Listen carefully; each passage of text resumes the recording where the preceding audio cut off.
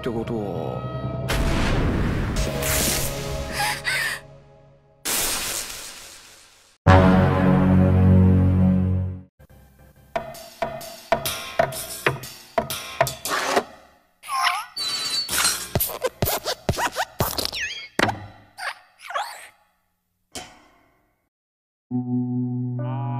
Hai minasan, terima kasih sudah klik video ini dan selamat datang di channel Koronim. Oke, di video kali ini Mimin akan merangkum keseluruhan cerita dari anime berjudul Sankarea. Anime ini menceritakan seorang pemuda bernama Furuya yang sangat terobsesi pada zombie, bahkan sudah bisa dibilang sebagai seorang maniak. Sampai-sampai suatu hari ia mencoba bereksperimen untuk membangkitkan kucingnya yang sudah mati menggunakan sebuah ramuan khusus. Tak puas begitu saja, kini Furuya pun juga menggunakan ramuannya pada manusia. Akan jadi seperti apakah manusia tikus eksperimennya? Oke, seperti biasa, jika kalian suka dengan konten seperti ini, bisa klik tombol subscribe yang ada di bawah. Dan Mimin juga minta like-nya sebagai uang parkir. Tanpa banyak basa-basi lagi, langsung saja simak ceritanya. Lanjut. Di awal scene, kita akan melihat Furuya yang seperti sedang meracik sesuatu di sebuah gedung terbengkalai. Dan di tengah keseriusannya, tanpa sengaja, datang seorang gadis cantik berjalan menghampiri sebuah sumur tua.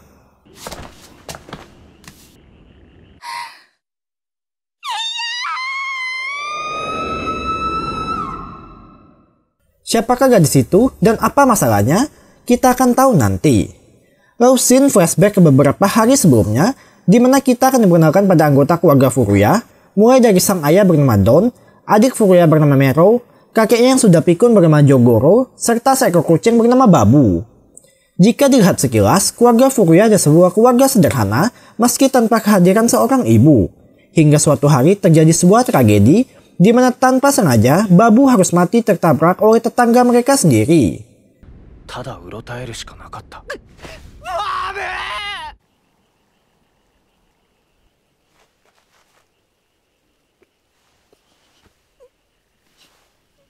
Dan Furuya yang tak bisa menerima kenyataan tersebut lantas mendapat sebuah ide gila yang mana ia berniat membangkitkan Babu bermodalkan instruksi dari sebuah buku kuno.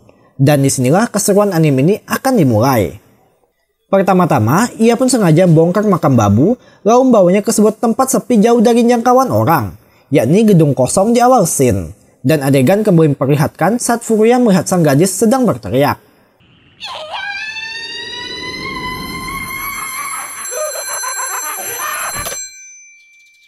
Keesokan harinya, demi menunda pembusukan, Furuya pun menggunakan bongkahan es yang disimpan bersamaan dengan jasad Babu ke dalam sebuah ice box. Dan Mero sendiri yang melihat gelagat aneh dari kakaknya itu mulai curiga.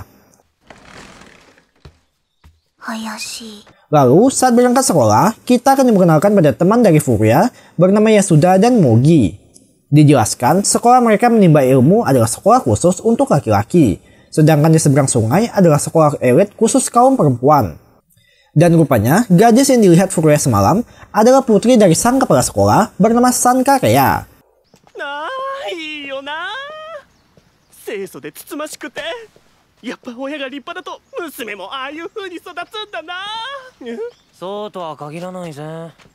Singkat cerita, sepulang sekolah, karena mendengar Furuya yang sedang terpuruk atas kepergian Babu, teman masa kecilnya bernama Ranko pun mencoba untuk menghibur, sekaligus mengembalikan CD pinjamannya.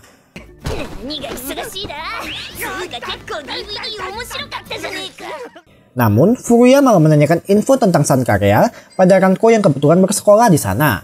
Dan Ranko sendiri hanya sebatas tahu kalau ia adalah putri dari sang kepala sekolah. Lalu setelah puas mengusiri Furuya, Ranko pun pamit.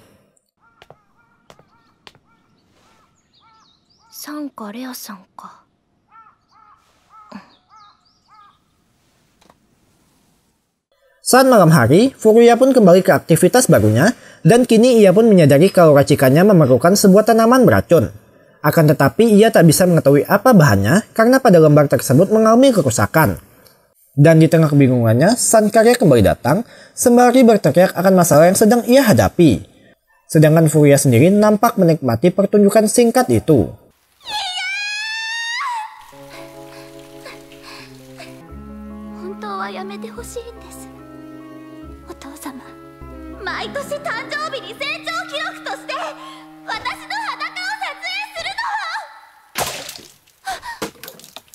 Jelas mendengar pernyataan tersebut membuat Furuya pun kaget, yang alhasil ia jadi ketahuan oleh Sankarya.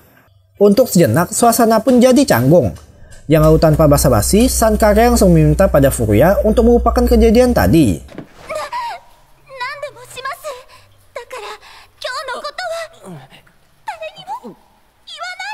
Dan menanggapi permintaan tersebut, Furuya pun menjelaskan kalau ia sedang bereksperimen untuk membangkitkan kucingnya yang mati. Oleh karena itu, ia berniat ingin menjadikan Sankarya sebagai tikus percobaan.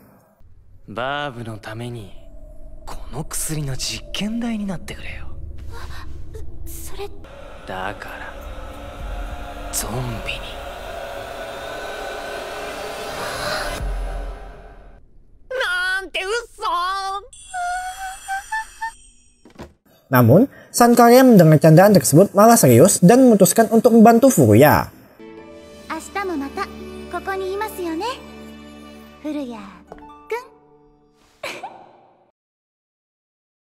Kemudian, scene berpindah ke masa kecil Sankarya, di mana walau terlihat hidup baknya seorang putri raja, namun ekspektasi berbanding terbalik dengan realita, di mana ayahnya yang bernama Danichiro itu adalah seorang yang sangat disiplin, tegas, posesif, dan pecinta kebersihan.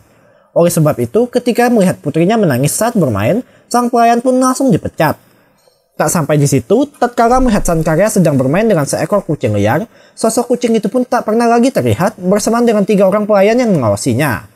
Bahkan lebih parahnya lagi, kita akan mengetahui sisi lain dari ayah Sankarya yang mungkin sudah bisa dibilang melenceng dari batas wajar, di mana setiap kali Sankarya berulang tahun, sang ayah akan mengambil foto putrinya untuk memastikan tumbuh kembang Sankarya. Mungkin pada awalnya hal itu terlihat normal. Namun semakin Sankarya dewasa, kebiasaan tersebut masih belum menghilang, hingga memberikan persepsi aneh dari sang ibu bernama Arya.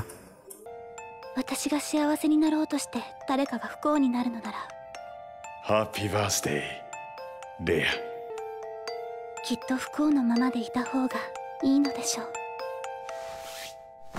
Yang oleh sebab itu, ketika melihat aksi brutal dari film zombie Furuya, ia pun sangat tertarik. Namun Furuya sendiri masih kebingungan untuk menentukan tanaman racun selanjutnya. Dan jika eksperimen kali ini masih gagal, ia pun berniat menguburkan babu.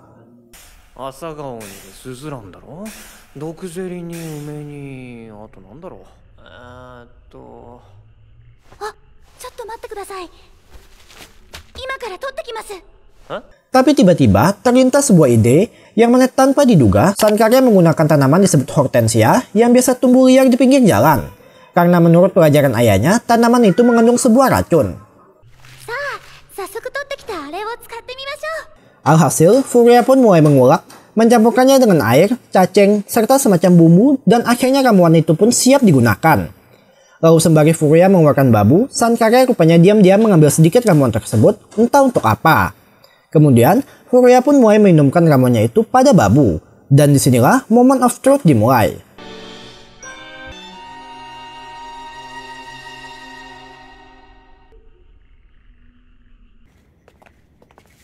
Namun nampaknya, eksperimen terakhir juga gagal, yang oleh sebab itu Furuya pun berniat menguburkan babu keesokan harinya.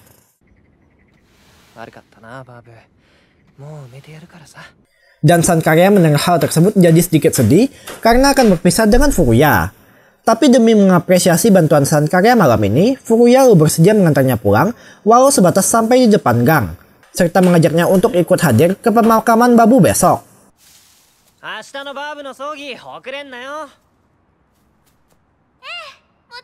Namun tanpa disadari, pertemuan mereka itu disaksikan langsung oleh ayah Sankarya dari kejauhan. Yang alhasil setibanya ke rumah, sang ayah pun langsung murka. Hal yang tak jauh berbeda juga dialami oleh Furuya, di mana karena mendengar dari Mero kalau kakaknya itu selalu keluar setiap malam dengan bawa icebox, Ranko pun jadi curiga.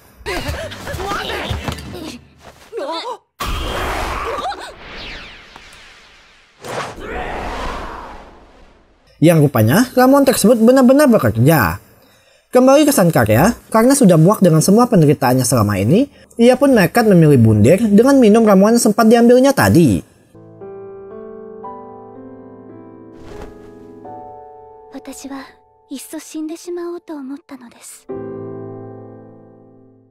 Di alam bawah sadarnya, Sankarya teringat ke momen saat ayahnya murka. Namun ia kembali terbangun di pagi hari, mendapati dirinya tak benar-benar mati. Kemudian, walaupun sebenarnya sangat sedih, Sankarya seorang putri terpandang berusaha menutupi kesedihannya itu dengan senyuman. Tapi akibat dari ulahnya semalam, kini ia pun dihukum untuk tak boleh keluar rumah, bahkan pergi bersekolah. Dan di titik ini, Sankarya masih berusaha tegar menerima nasibnya. Namun ketika mengetahui kalau Furuya juga akan terkena imbas, ketenangannya langsung goyah.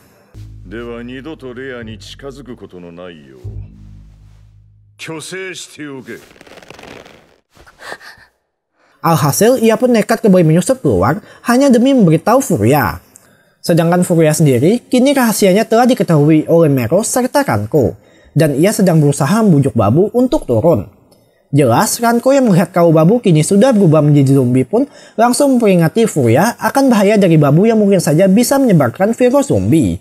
Namun saat perhatian mereka teralihkan, Babu langsung merasa pergi yang lalu dikejar oleh Furuya serta Ranko. Lantas mereka pun mulai memanjat pagar serta mengikuti kemana arah Babu pergi.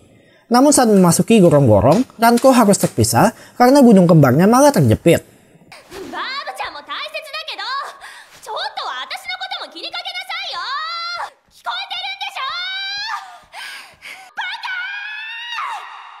Dan rupanya akhir dari gorong-gorong itu terhubung tepat di bawah gedung terbengkalai.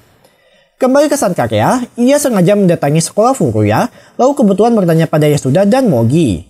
Namun karena mendapati Furuya tak masuk hari ini, ia kemudian mengganti tujuannya ke gedung terbengkalai semalam. Tapi tanpa sengaja, Sankarya malah dilihat oleh pelayan setia ayahnya, lalu melaporkan hal tersebut.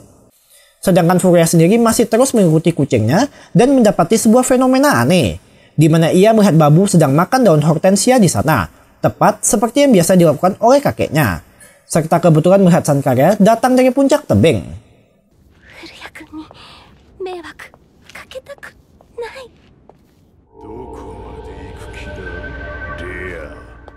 Tapi tiba-tiba muncul ayahnya yang datang untuk menjemput Sankarya pulang. Dan di sini untuk pertama kali dalam sejarah, Sankarya berani membantah perintah ayahnya.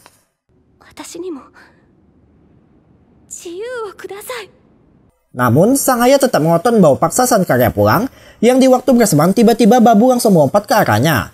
Sontak saat melihat seekor kucing kotor datang, sang ayah pun berniat mengusirnya. Tapi secara refleks Sankarya langsung melindungi Babu, yang berujung malah membuat dirinya jatuh dari tebing.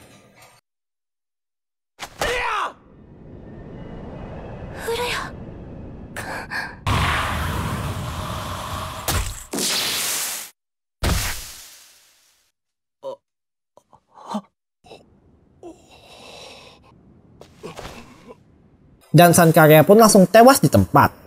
Sontak, Furuya yang melihat kejadian tersebut tepat di depan matanya, langsung terkejut tak percaya apa yang baru saja terjadi.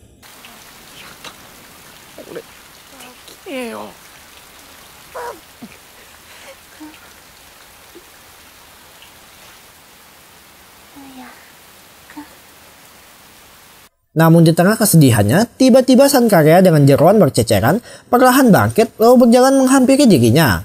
Sedangkan sang ayah Sankarya sendiri tak menyadari hal tersebut karena masih terpukul atas apa yang ia lakukan.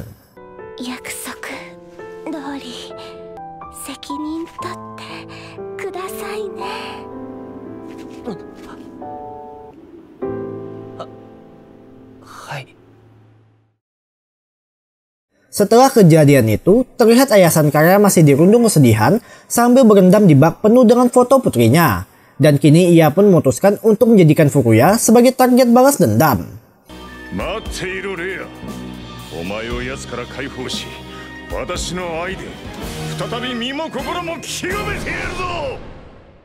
Sedangkan Furuya sendiri nampak sedang bersama dengan Sankarya di kamarnya. Dan beruntung berkat pelajaran menjahit dari sekolah, Sankarya bisa menjahit lukanya sendiri. Terlihat walau sadar kalau dirinya sekarang telah berubah menjadi zombie, tapi Sankarya nampak tenang dan bahagia karena akhirnya bisa menghirup udara kebebasan. Lantas ia pun minta pada Furuya yang sudah mengubahnya agar bisa memberikan kehidupan layaknya seorang gadis normal.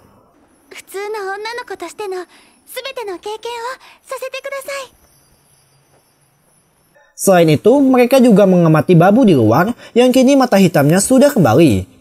Dan anehnya, Sankarya kelihatan bisa mengerti apa yang Babu ucapkan. Tak sampai di situ, keanehan masih berlanjut karena tiba-tiba Sankarya merasa sengak dan hendak mencium Furuya.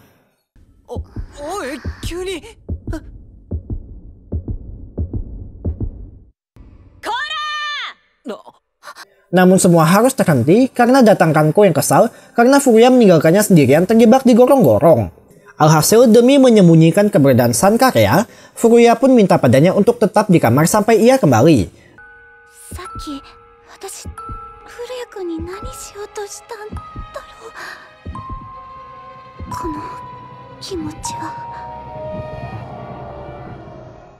Awalnya Sankarya masih duduk tenang sembari menunggu. Namun lama-kelamaan ia mulai bosan dan memutuskan berjalan keluar. Serta karena tak menemukan keberadaan satu orang pun di rumah, ia lantas berniat membersihkan diri. Terlihat karena sekarang sudah menjadi zombie, Sankarya jadi tak bisa merasakan panas atau dinginnya suhu. Tapi tetap saja mandi membuatnya merasa lebih nyaman. Dan di tengah keasikannya, tiba-tiba muncul kakek Furuya yang salah mengira kalau Sankarya adalah mendiang istrinya.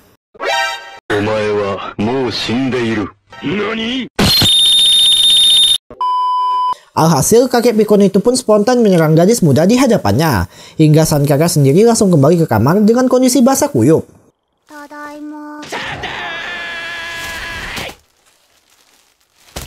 Sekembalinya Furuya ke kamar, ia langsung terkejut saat melihat kondisi Sankarya yang terbaring hanya dengan handuk di lantai, serta menyadari kini Sankarya sedang dalam fase rigor mortis, atau fase di mana otot mayat menjadi kaku atau mengalami pengerasan.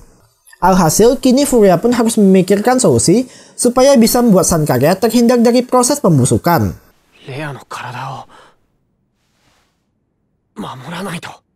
Langkah pertama yang dilakukan Furuya adalah menyalakan AC dan biarkannya beristirahat. Sedangkan Furuya sendiri akan tidur di dalam kuil sambil memikirkan rencana ke depannya nanti.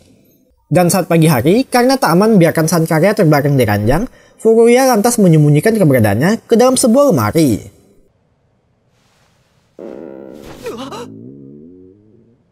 Tapi tanpa sengaja, ia malah mendengar suara lapar dari perut Sankarya.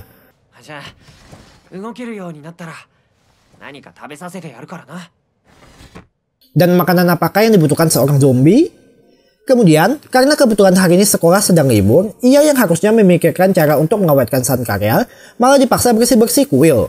Dan di waktu bersamaan, datang Kanko sambil membawakan bekal, sekaligus memberitahu Furuya kalau sekolahnya sedang heboh. Karena beberapa hari terakhir, Sankarya tak masuk sekolah. Jelas Furuya yang mendengar hal tersebut pun berpura-pura tak tahu, serta langsung menyuruh Kanko supaya segera pergi. Akan tetapi karena sudah terlanjur datang, Kanko malah langsung masuk ke kamar Furuya untuk minjam CD zombie, yang tanpa ia sadari, dari belakang Sankarya sedang mengintai.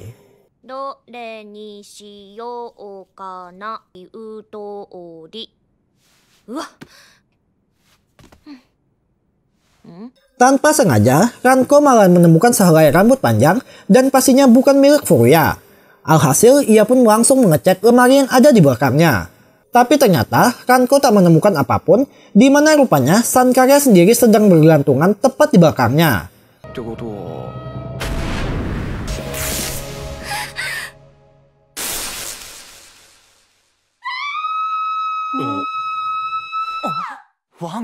Sontak Furuya mendengar suara jeritan Kanko, langsung bergegas kembali ke kamarnya, lalu mendapati sebuah pemandangan indah di mana Sankarya sedang menjilati gunung kembar Kanko. Tapi dengan cepat, ia pun langsung memisahkan mereka. Dan kini, Sankarya menjadikan Furuya sebagai mangsa baru.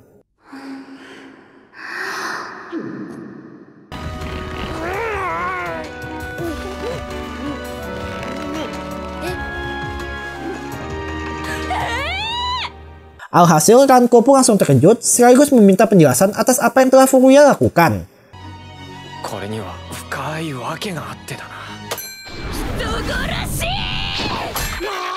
Namun saat perhatian mereka teralihkan, Sankarya sendiri menyelinap keluar mengikuti Babu. Dan rupanya mereka pergi ke halaman belakang untuk makan daun hortensia. Lalu perlahan kesadaran Sankarya mulai kembali. Di titik ini, Furuya langsung mengerti kalau cara untuk membuat kesadaran zombie tetap terjaga adalah dengan rutin makan daun hortensia.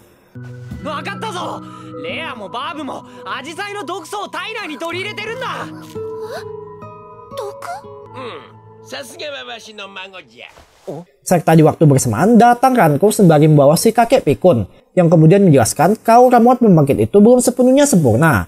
Efeknya mungkin bisa menunda pembusukan tapi tak bertahan selamanya. Yang oleh karena itu cara agar tak membusuk adalah dengan rajin berolahraga, suhu tubuh harus rendah, serta mendapat asupan rutin hortensia. Namun sebelum sempat memberitahu semuanya, Ranko spontan melempar pot ke arah si kakek hingga membuatnya kembali pikun. Dan situasi Furia semakin dipersulit ketika ayahnya langsung menanyakan tentang siapa gadis itu.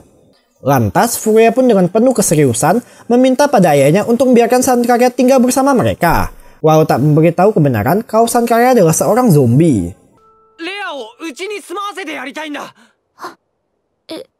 Dan tanpa diduga, ayahnya yang seorang biksu itu menerima dengan lapang dada kedatangan Sankarya. Dan dari sini, kisah seorang manusia yang tinggal bersama zombie pun baru dimulai. Singkat cerita, saat makan bersama, sang ayah pun mempertanyakan kenapa Sankarya tak ikut makan. Dan tentu saja Furuya berusaha membuat alasan karena zombie tak mungkin dapat makan makanan normal seperti mereka.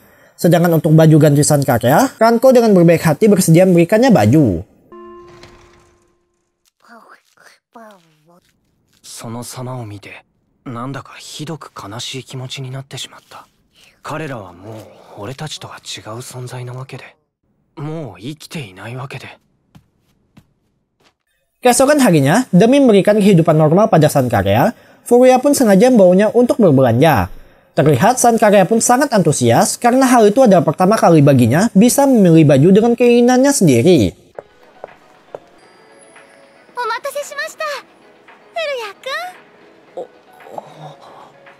Dan Furuya juga sengaja memberikan Sankarya sebuah mantel agar bisa melindungi kulitnya dari sinar matahari.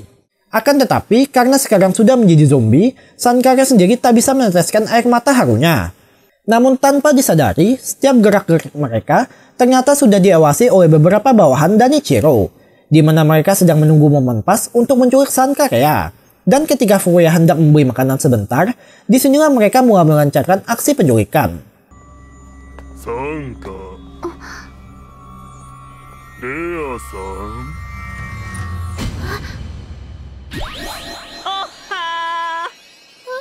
Tapi tanpa diduga, muncul Yasuda yang langsung mengacaukan timing para penculik itu, hingga mereka pun terpaksa menunda penyergapan. Dan dengan lancangnya, Yasuda langsung menarik Sankarya untuk duduk di bawah teriknya sinar matahari. Jelas Sankarya yang seorang zombie pun agak enggan atas ajakan tersebut. Dan para penculik yang melihat momen pas, lalu kembali melancarkan aksinya.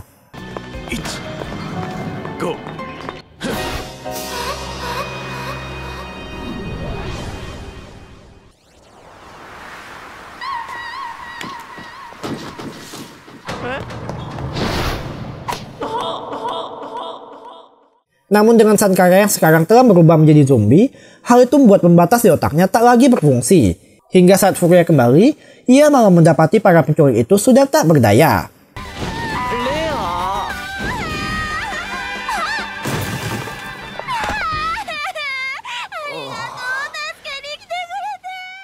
Awalnya, Furuya pun hendak bertanya siapa dan apa tujuan mereka.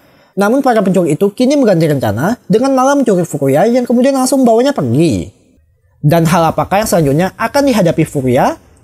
Sementara itu, Sankarya langsung yakin kalau yang menculik Furuya tadi adalah anak buah suruhan ayahnya. Dan oleh karena itu, ia pun bergegas kembali ke rumah. Kembali ke Furuya, terlihat ia sudah sampai di kediaman Sankarya dan sedang disekap di sebuah ruangan. Belum diketahui apa yang ingin ayah Sankarya lakukan pada dirinya. Tapi yang pasti Furuya tak tinggal diam saja menunggu dieksekusi.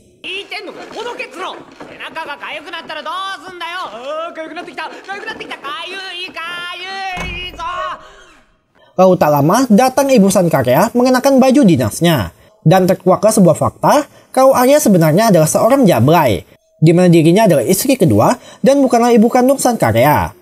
Dijelaskan semenjak kecil, para pelayan selalu berusaha mendekati Danichiro dengan harapan agar bisa menjadi bagian dari keluarga konglomerat. Dan salah satu pelayan ternyata adalah Arya.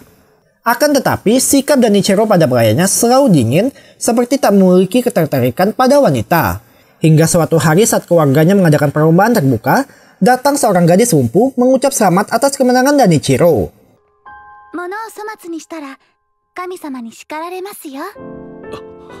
Dan rupanya selama ini Danichiro adalah seorang om-om penyuka loli. Alhasil tanpa pikir panjang, ia pun langsung melamar gadis berusia 15 tahun itu. Tentu banyak dari pihak keluarganya yang menentang pernikahan mereka. Namun semua langsung dibantah dan akhirnya Danichiro tetap melangsungkan pernikahan. Tapi sial, mungkin karena terlalu menggebu-gebu, sehabis melahirkan sang karya, istrinya malah meninggal.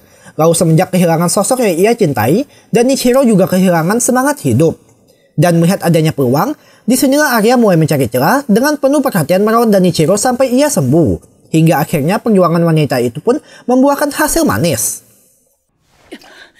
大一郎さんが私を妻として見てくれることは一度もなかった。抱いてくれなかったってことよ。 Akan tetapi, tujuan sebenarnya Danichiro menikahi Arya adalah untuk memberikan sosok ibu pada putrinya. Hingga suatu hari karena tak tega melihat perjuangan Arya demi mendapatkan cinta Danichiro, sang pelayan pun menunjukkan sebuah kenyataan pahit, di mana Danichiro sedang foto putrinya dengan berbagai macam gaya.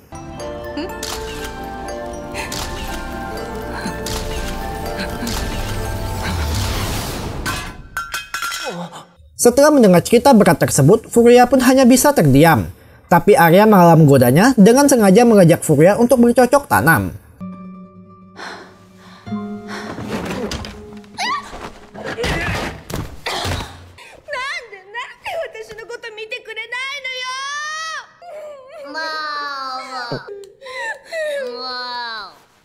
Serta di waktu bersamaan muncul bambu entah dari mana.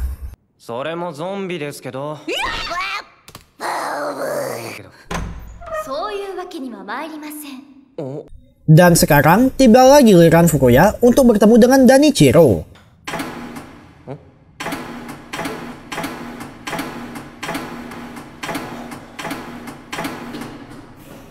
Pertama-tama, pria parubaya itu pun mengucap terima kasih karena telah membangkitkan sang karya. Kemudian bawanya ke sebuah ruangan yang ternyata adalah dojo. Di sana, ia pun sengaja menantang Furuya berduel agar bisa menentukan siapa yang lebih layak memiliki sang karya. Sedangkan sang karya sendiri terlihat sudah sampai ke rumah dan minta agar dipertemukan dengan ayahnya. Namun ia malah tak diizinkan, yang justru para pelayan itu lalu menangkapnya. Lantas ia pun disekap di sebuah ruangan dan hendak disiksa oleh para pelayan itu.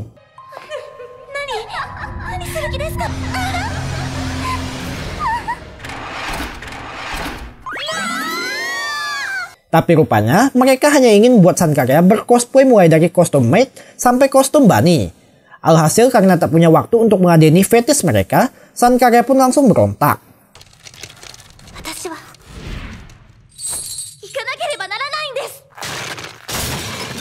Kembali ke Furuya, bukannya bersiap menghadapi ayah san karya, ia justru malah mengejeknya.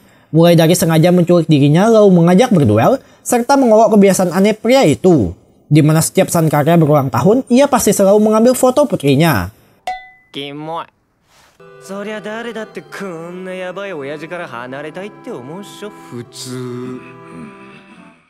Tak hanya itu, Furuya terus saja mengoceh, hingga Danichiro yang kesal pun langsung menusuknya dari belakang.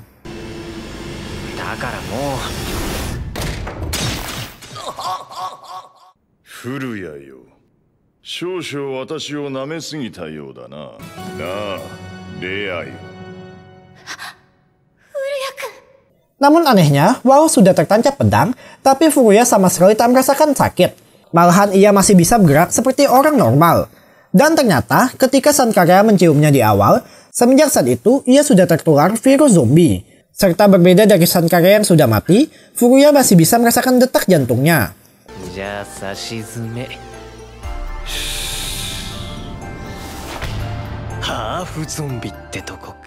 Sontak Danichiro yang masih belum menyerah hendak langsung kembali menyerang Furuya. Tapi beruntung serangan itu digagalkan oleh san karya, serta ia juga dengan tulus menjelaskan pada ayahnya yang walau sekarang hidup sebagai seorang zombie tapi jauh lebih bahagia ketimbang saat menjadi manusia. Kemudian, kini giliran Furuya yang berusaha meyakinkan calon mertuanya itu. Seketika saat mendengar hal tersebut, Danichiro pun flashback ke masa lalunya yang semenjak san karya kecil ia tak pernah memberikan kebebasan pada putrinya.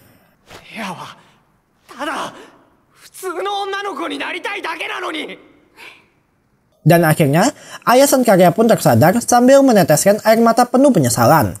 Serta Furuya juga dengan jujur minta bantuan pada Danichiro karena sadar dengan kemampuannya yang terbatas baik dari segi finansial maupun intelektual.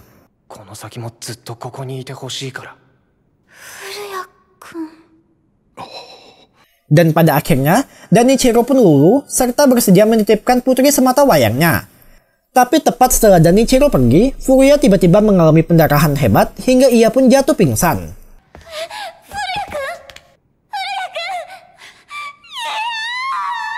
Scene akhir menampilkan Danichiro yang pergi ke luar negeri demi menemukan cara untuk menyembuhkan putrinya. Sedangkan Furuya sendiri terbangun di kamar, mendapati dirinya sudah diobati. Dan tak lama, datang juga Ranko yang mendengar kalau Furuya sedang terluka parah. Dan kini, persaingan cinta antara seorang zombie dengan manusia demi mendapatkan hati Furuya baru dimulai. Tamat. Oke minasan, cukup sekian Naruto cerita dari anime Sankarya kali ini. Jujur pas lihat endingnya, Mimin cukup sedih karena pasti bad ending.